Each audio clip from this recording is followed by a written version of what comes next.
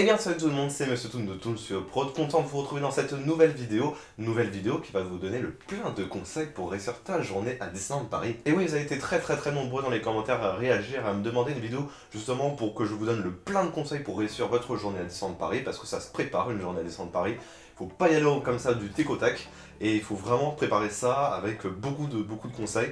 Donc étant donné que moi j'y vais très régulièrement, je vous donne un maximum de conseils pour réussir votre journée et faire un maximum d'attractions. Donc sans plus tarder, on va répondre à vos questions, et c'est parti. Alors concrètement, moi je ne vois pas d'attraction où vous pouvez commencer réellement en tout premier. Ça dépend énormément de plusieurs facteurs. Déjà, premièrement, ça dépend si vous allez pendant les périodes de vacances scolaires. Ça d'ailleurs, je vous le déconseille énormément. Alors ça dépend parce que vers août encore, en ce moment ça va. C'est un peu blindé, mais ça va beaucoup plus qu'entre juin et juillet, par exemple. Où juin et juillet, c'est vraiment une catastrophe, il y a vraiment trop de monde. Aussi les vacances d'avril, donc de Pâques, qu'il faut vraiment ne pas y aller, c'est vraiment très déconseillé parce qu'il y a énormément de monde. Je crois que c'est la période d'ailleurs où il y a le plus de monde parce qu'il y a deux ou trois zones scolaires qui se rejoignent, donc c'est un bordel pas possible. À chaque fois c'est tout le temps le même cas, mais les gens vont beaucoup en vacances de Pâques et je les déconseille énormément de le faire. S'il fait pas vraiment très beau, et c'est beaucoup le cas en octobre et qu'il fait très froid, et ben là l'influence par contre elle diminue automatiquement. Donc déjà, si vous avez pris en compte ces petits facteurs là, et bah je peux vous aider un petit peu. Donc si vous allez dans une période, on va dire creuse, où il n'y a pas beaucoup de monde, donc tout ce qui est entre septembre et octobre, tout ce qui est entre janvier et mars, tout ce qui est entre, disons, du coup, ouais, voilà, c'est tout. Dans ce cas-là, moi je vous conseille fortement, par exemple au Walt Disney Studios, de commencer par l'attraction Crush Coaster, parce que c'est l'attraction vraiment où il y a vraiment le plus de monde dans la journée, donc franchement, courez vraiment. Si vous êtes vraiment à l'ouverture du parc, il faut vraiment la faire en première, parce que voilà, il y a vraiment beaucoup de monde. Dans les studios, vous ne verrez pas une attraction avec plus de temps d'attente, c'est clairement Crush Coaster. Et ce que vous pouvez faire, parce que moi, généralement ce que je fais vraiment quand je vais sur le parc, je prends directement des fast-pass. Je regarde déjà toutes les attractions où il reste encore des fast-pass. Parce qu'il faut savoir que les attractions qui se vident le plus rapidement en termes de fast-pass, il y a déjà Big Thunder Mountain, il y a Ratatouille, on a aussi pas mal Buzz qui part assez rapidement, il y a aussi Hyperspace Mountain du coup qui a réouvert il n'y a pas longtemps, donc du coup ça va partir un peu plus vite aussi. Vous avez tout ce qui est Star Tour aussi. Star Tour encore ça va parce que le flux est assez bien géré je trouve, mais ça on en parlera tout à l'heure. Après concernant le Disneyland Park, vous le savez un peu, c'est Big Thunder Mountain que je vous conseille fortement de faire, parce que plus vous attendrez dans la journée, plus il y aura du monde. Et bien évidemment, si vous arrivez en matinée, le mieux à faire, c'est vraiment de prendre des fast-pass pour Big Thunder Mountain, et peut-être éventuellement d'attendre le soir par contre pour faire Crush Coaster.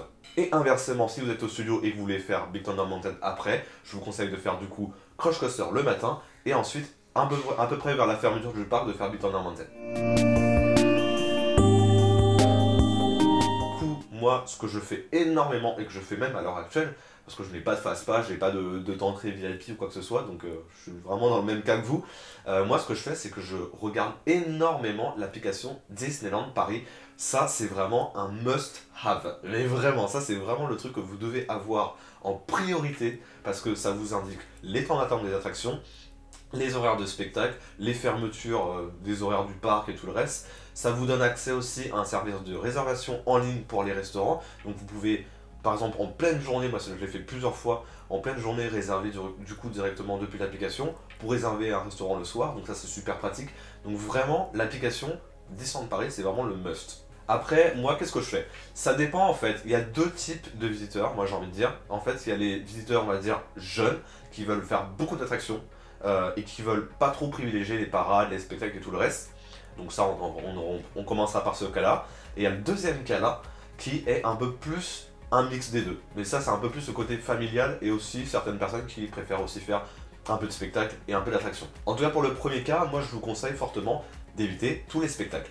Regardez bien du coup sur l'application à quelle heure commencent les spectacles. Par exemple, si un moteur action commence à 15 h, et c'est le moment par exemple où il faudra aller par exemple à Rock 'n' Roller Coaster, parce que c'est une attraction qui est vraiment juste à proximité, et donc ça va vider énormément le parc, donc c'est vraiment le moment de faire des attractions. Donc regardez dans les applications à quelle heure commencent les spectacles, et vous allez voir que bizarrement les temps d'attente vont baisser tout d'un coup en fait. Autre astuce aussi, et je pense que vous êtes peut-être nombreux à la connaître, c'est pendant la parade. La parade c'est vraiment le moment pour faire des attractions si vous voulez en faire un maximum, parce que c'est le moment où voilà, près de la moitié du parc et concentré sur Main Street. Donc du coup, vous avez le temps de faire vraiment toutes les attractions avec moins 50%, au moins moins de 50% de temps d'attente. Vous pensez peut-être qu'il faut rentrer chez vous après la parade, et ben non, moi je pense que c'est pas la bonne astuce parce que finalement c'est après la parade que justement tout le monde part et que les temps d'attente baissent énormément. Donc en période creuse, je crois que la parade c'est aux alentours de 17h, et pendant les grandes périodes de vacances, je crois qu'elle commence à 18h30 me semble-t-il, ou voire même 19h, je ne sais plus, mais j'ai pas trop envie de dire de bêtises, alors regardez directement sur le site de Disneyland Paris. Et en ce qui concerne pour ceux qui ont envie de faire des spectacles à la fois, des attractions, là c'est un peu plus différent parce qu'il va falloir vraiment vous organiser, vous ne pourrez pas tout faire en même temps. Vous pouvez privilégier peut-être 2-3 spectacles dans la journée, grand maximum, mais je pense que moi le mieux à faire, en tout cas si j'avais envie de faire un petit peu de spectacle et un petit peu d'attraction, c'est les fast-pass bien évidemment, et surtout d'aller consulter l'application, parce que je pense que l'astuce finalement, moi ça réside dans ça, c'est que je switch énormément entre les deux parcs. N'oubliez pas que quand vous achetez un billet, vous pouvez switcher à volonté dans les deux parcs. Donc en fait, moi ce que je fais généralement, c'est que quand je vois qu'il y a trop de monde d'un côté, et ben je vais dans l'autre côté du parc. Et généralement, c'est assez régulier. C'est assez régulier parce que des fois, il n'y a pas beaucoup de monde en fin de journée, vers 15-17h, entre 15h et 17h, ouais, le nombre de gens au studio par exemple diminue énormément parce que tout le monde se transfère dans le deuxième parc. Et c'est à ce moment-là que par exemple si vous avez eu pas trop le temps de faire des attractions au studio, et c'est le moment d'aller directement au studio pour en profiter et après revenir au Disneyland Park. Comment faire le plus d'attractions? Alors ça du coup ça répond un petit peu à la question d'avant. Du coup si vous voulez faire un maximum d'attractions, moi je vous conseille de switcher entre les deux parcs, ça c'est super important. Regardez énormément l'application, je vous assure que vous allez être vraiment addicté avec cette application parce que finalement vous allez tout le temps regarder les temps d'attente et puis dès qu'il y a quelque chose qui vous arrange, vous switchez de parc. Et voilà, il y aura beaucoup moins de monde. Bien évidemment, il y a la parade aussi, et surtout, si vous n'êtes pas frileux des spectacles nocturnes et tout le reste, que je connais beaucoup de gens qui n'aiment pas forcément regarder des spectacles nocturnes, et forcément, c'est pendant Disney Illumination que là, vous aurez un temps d'attente extrêmement réduit, parce que tout le parc va être devant le château, et pendant que vous profiterez des attractions, bien évidemment. Là, ça va être vraiment mon avis personnel, donc c'est pas un avis universel ou quoi que ce soit. Pour moi, ça fait très longtemps que je vais à Disneyland Paris et que, vous le savez comme moi, ça commence à coûter un petit peu cher, donc je commence un petit peu à avoir des techniques pour, on va dire, plus ou moins ne pas payer trop cher à Disney, mais avoir quand même un bon plat, quoi. Donc pour moi, le resto qui est vraiment au niveau rapport qualité-prix, qui est le meilleur, c'est clairement le Cowboy Cookout, qui se trouve à Frontierland, à côté de Big Thunder Mountain. Et franchement, ce resto-là, il est vraiment pas cher du tout et on mange super bien. Franchement, j'étais vraiment très étonné. Les prix, ça se situe entre 10 à 14 euros. Voilà, pour un bon menu vraiment très gourmand avec boissons, frites, plats et desserts. Donc franchement, c'est super bien. Et c'est un endroit, oui, en plus, qu'il n'y a pas beaucoup trop de monde parce que c'est... Voilà, c'est un peu éloigné du parc et tout le reste. Après, en autre attraction, je vous conseille surtout Hakuna Matata aussi, pour ceux qui n'ont pas trop envie de dépenser. C'est pareil, c'est une tranche entre 10 à 14 euros.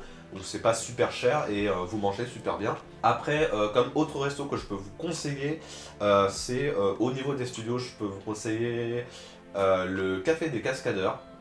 Parce que le restaurant des Cascadeurs, je sais plus.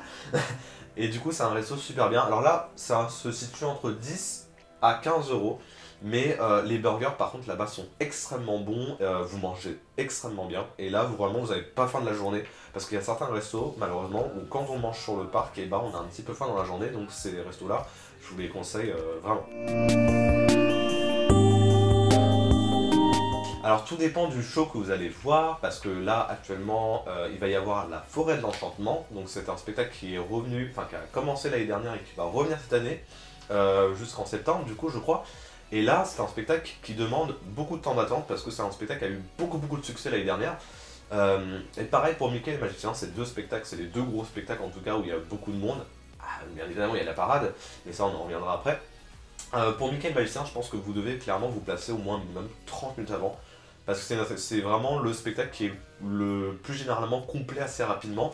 La Forêt de l'Enchantement encore ça va, même si vous venez un petit peu sur la fin, vous allez être plutôt mal placé. En fait, c'est ça le problème de la Forêt de l'Enchantement, j'ai envie de dire, c'est que bah en fait vous allez vous placer mais très très mal si vous venez à la dernière minute en fait. Et je vous assure qu'au Chaparral Theater, et bah si vous êtes mal placé c'est une catastrophe, vous voyez rien du show. Après pour la parade, moi je conseille vivement mes petits points de repère que je mettrai du coup en photo, voilà. Vous pouvez vous placer ici, comme ça vous avez des petits... c'est des endroits généralement il n'y a pas trop de monde, voilà. Vous pourrez regarder la parade très très bien, pas forcément devant le château, certes, mais au moins vous allez avoir une très belle vue sur la parade et comme ça bah, vous êtes un peu tranquille, vous n'allez pas être blindé, parce que moi je sais que je trouve ça insupportable déjà qu'il y a trop de monde entouré de moi pendant une parade et tout ça, vous pouvez pas prendre de photos librement et tout le reste. Donc là, si vous suivez mes conseils, je pense que vous allez prendre des belles photos, vous êtes tranquille, il n'y aura pas trop de monde et voilà, vous allez bien profiter de la parade quoi. Au niveau des boutiques, moi je suis beaucoup moins boutique, alors je suis peut-être pas de très bons conseils, mais je connais quand même déjà toutes les boutiques du parc, ça c'est déjà bien. Ça dépend un petit peu de tout ce que vous voulez, parce que je sais que par exemple maintenant, si vous voulez vraiment vous focaliser sur des produits Star Wars, et bah Discoveryland c'est clairement la meilleure boutique. En tout cas pour Star Wars, la meilleure boutique c'est Star Trader, c'est la boutique voilà, de Star Tour. Là vous avez vraiment tous les produits Star Wars, vous avez tous les produits Star Wars du parc. Ensuite, si vous voulez vraiment un peu de tout, un peu du généraliste et tout le reste, et ben là il faudra aller à Emporium qui se trouve vraiment à l'entrée de Main Street. Là il y a vraiment de tout, c'est vraiment la boutique où il y a un peu de tout. Mais par contre si vous voyez qu'il y a trop de monde, par exemple à la fin de Disney Illumination, je vous conseille fortement d'aller à World of Disney, parce que c'est à l'extérieur du parc, voilà, c'est à Disney Village, mais ça vend pratiquement les mêmes produits. Donc moi je me dis que franchement, si vous voyez qu'il y a trop de monde à Emporium en fin de soirée ou en fin de spectacle, bah clairement foncez à World of Disney, parce que finalement il y aura beaucoup moins de monde. Si vous êtes très fan des objets de collection, des œuvres d'art Disney et tout le reste, de figurines et des pins, et bah là je vous conseille d'aller à Arlington qui est aussi sur Main Street, et là il y a plein d'objets de collection et d'objets rares et c'est plutôt pratique. Alors pour Disney Illumination, je vais carrément vous donner moi mes emplacements que je choisis. Je vous conseille vivement de le faire parce que finalement c'est des emplacements, oui certes c'est un peu excentré du château et tout le reste, mais vous avez une vue vraiment superbe quoi. Genre vous êtes vraiment devant le château, vous n'avez pas beaucoup de monde autour de vous, et vous pouvez vraiment venir à la dernière minute sans aucun problème. Moi ça m'est arrivé plusieurs fois je crois que le spectacle normalement en période d'été c'est 23h. Et bah il m'est arrivé plusieurs fois d'arriver genre 5 minutes avant et d'avoir ces placements là et d'être tout devant quoi. Donc c'est vrai que moi je vous conseille, parce qu'il y a beaucoup de gens finalement qui vont directement sur le Central Plaza, donc devant le château. Et ça c'est le truc à éviter parce que finalement il y a beaucoup de poussettes, il y aura beaucoup de gens qui vont faire des pyramides avec leurs gosses, ça vous connaissez je pense, hein. Les gens, vous avez attendu genre toute la soirée, puis après il y a des gosses qui font des pyramides avec leur papa. Et bah ça, je vous assure que sur Central Plaza, bah, ça va arriver plus d'une fois. Donc je vous conseille pas trop cette place finalement, c'est bizarre à dire mais voilà, devant le château c'est pas forcément la meilleure des places. Et du coup la dernière question qui est aussi intéressante, c'est par quelle attraction doit-on terminer cette journée à Disneyland Paris? Et bien tout simplement, moi je vous dirais que au Walt Disney Studios, ce que je fais généralement, c'est que je termine un petit peu au pif. C'est-à-dire que en fonction des temps d'attente, ça dépend énormément de moi ce que j'ai envie de faire. Après si vous voulez faire l'attraction phare du parc Gonf, c'est-à-dire Ratatouille et un peu la Tour de la Terreur et Rock ou Crush, et bah il faut la faire à la fin. Vraiment vers la fermeture du parc, il y aura beaucoup moins de monde, puisque la plupart des gens seront déjà transférés dans l'autre parc. Donc c'est le moment à la fermeture de faire les attractions qui ont peut-être eu le plus d'influence dans la journée. Moi je parle de Ratatouille, je peux parler aussi de Crush Coaster, et peut-être aussi de la Tour de la Terreur, ça dépend. Mais ces trois attractions là, en tout cas, je pense que c'est les trucs à faire vraiment en fermeture du parc des Walt Disney Studios. Après pour le Disneyland Park, je trouve que, résumons la chose un petit peu en 2 secondes, c'est Big Thunder Mountain quoi. Big Thunder Mountain c'est vraiment l'attraction qu'il faut faire à la fermeture du parc parce qu'il y a beaucoup moins de monde, généralement s'il y a eu 80 minutes par exemple toute la journée, et bah ça va se diminuer aux alentours de 20-30 minutes d'attente. Et vous avez aussi Star Tour qui va énormément diminuer, et puis Hyperspace Mountain si vous voulez le faire, parce que là je sais que les temps d'attente sont assez hauts en ce moment, puisque l'attraction vient de réouvrir, donc forcément ça serait bien aussi de le faire le soir. Voilà les tools, j'espère vous avoir un petit peu guidé avec mes petits conseils, j'espère que ça vous aura plu, et je peux aussi bien sûr vous faire deuxième vidéo de conseils et astuces, parce que j'en ai beaucoup hein, en réserve. Hein. Il faut savoir que ça fait un peu plus de 6 ans que je vais sur le parc régulièrement. Donc forcément j'ai énormément de conseils et d'astuces à vous proposer pour bien préparer votre séjour à Disneyland Paris.